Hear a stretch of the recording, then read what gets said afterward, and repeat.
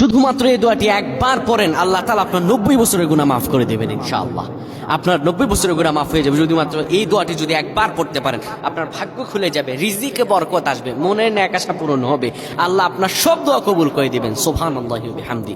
এত ফজিলত, এই দোয়াটা আপনারা শেয়ার করে দিবেন। এই যুবকেরা, আমল না করেও সওয়াব পাবা। তোমার একটি শেয়ারে, একটা বাটনে প্রেস করে তুমি সওয়াব পেয়ে যাবা। কারণ তুমি আমল না করো, অন্য কেউ যদি তোমার শেয়ারের বদৌলতে আমল করে সওয়াব তুমি পেয়ে যাবা। নবীজির হাদিস।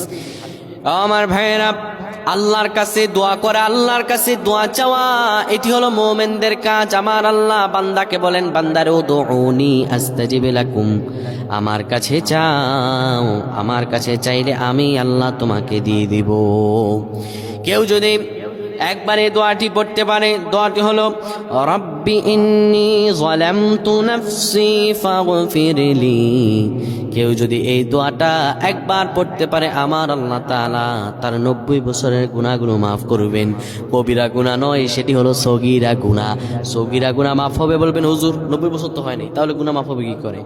আপনার যত বছর হয়েছে তত বছরের সগীরা গুনাহ মাফ হবে, আর বাদ বাকিটা কাউন্ট করে আপনার আমল নামায় নফল নামাজ, নফল আমলের সওয়াব আল্লাহ তাআলা আপনার আমল নামায় দিয়ে দিবেন।